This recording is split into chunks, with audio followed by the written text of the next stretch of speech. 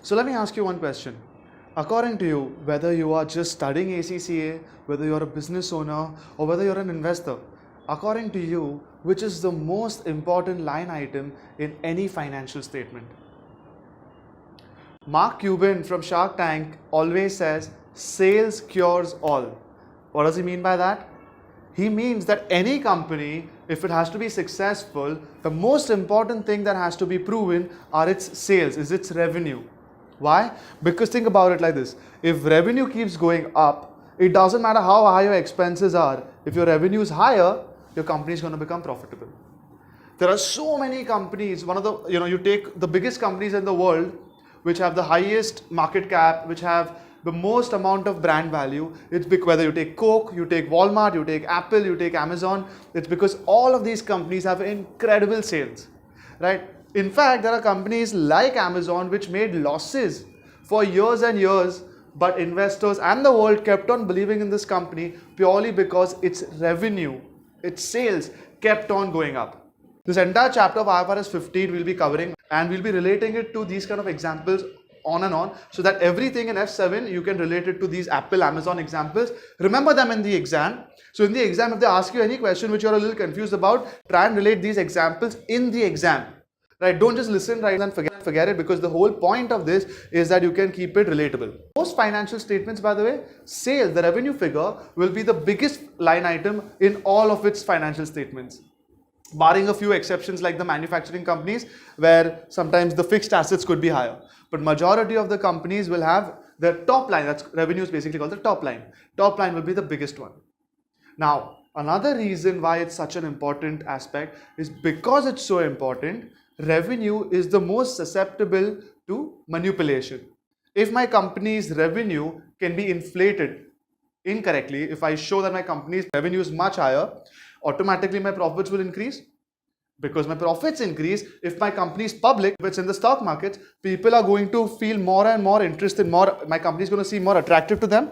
And because of that, they will invest more in my company. When they invest more in my company, my demand goes up. So accordingly, my share price goes up and my value goes up.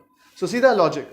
If I can increase sales, I increase profit. If I increase profit, my share price goes up. If my share price goes up, my value goes up. So it all starts with revenue. There are so many executives in the corporate world whose year-end bonuses, whose actual payout is all linked to revenue.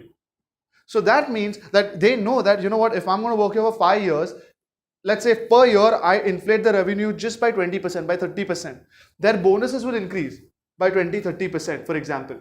So what I'm trying to say is, revenue not only is it important for the real fundamental understanding of the business from the business owner's perspective or the investor's perspective, but it's also a very manipulated line item.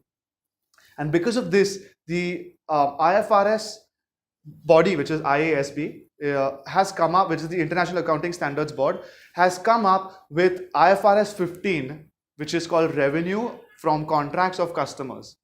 This IFRS 15 is one of the most important accounting standards, so that when accountants like you and me would ever help a company build up its financial statements and we write the revenue figure, we're writing the accurate revenue figure.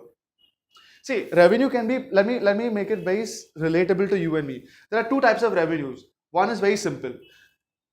Let's say I want to go and buy a bottle of water from a retail store. Okay, so I'll go down in, down the street, I'll go to a retail store, he'll tell me, okay, I want a bottle for 20 rupees, I'll give him the 20 rupees, he'll give me the bottle, it's done. Now he, as the business owner, he will go and write 20 rupees in his financial statements. That's simple. But if I take a more complex situation, let's take something, let's say you order from Amazon. When you order from Flipkart, when you order, let's say you're saying it's a cash on delivery transaction, right? Flipkart will, let's say you purchase some electronic item. Let's say you purchase a phone, simple, right? When they dispatch the phone, do they mark the sale in their books? Do you have any idea? When you get it and you pay them, will they mark it at that? Will they calculate the sales at that time? When do they record sales? Right? Sometimes it's more complex than just going and buying a bottle of water. Imagine it's a building. I'm a builder. I'm a construction person, and building a building. Buildings take years to make.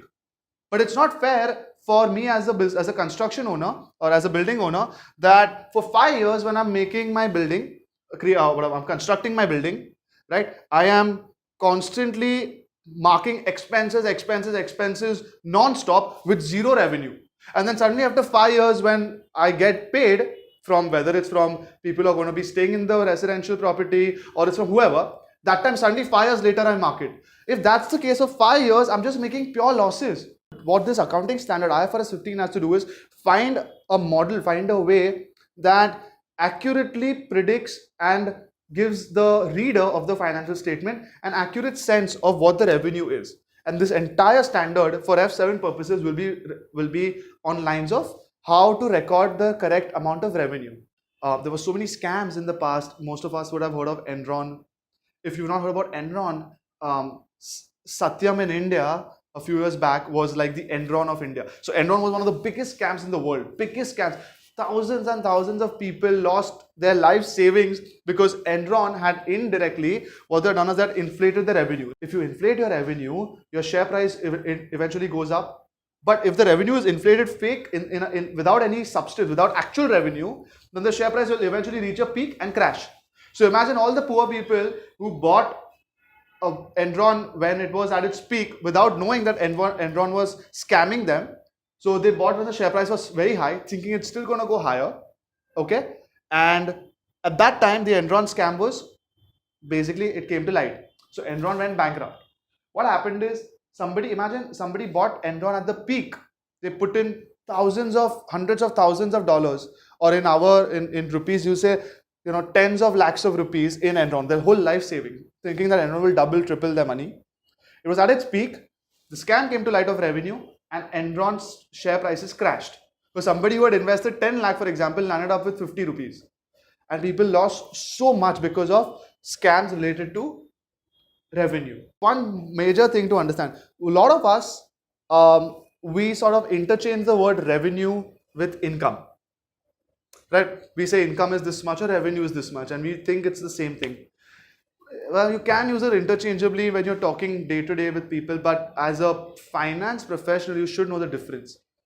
The difference between income and revenue is when you talk about the company's core business activities, right? So there are companies which the core of it is one thing, and they do 2-3 different things. All right, but the core, whenever money comes in from that, it's called revenue. So let's take Google, right? Do you know how Google makes most of its, you know what Google is basically? Its core was what?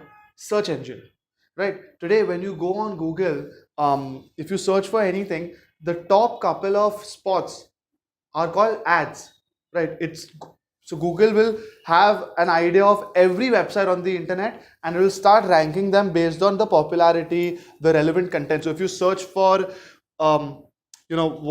what match is being played today or what happened in yesterday's match, it'll show the best sites which have the best content, which have the best views. It'll show those websites first, right? But above that, it can show websites where people are paying Google that saying that please put my website right on the top.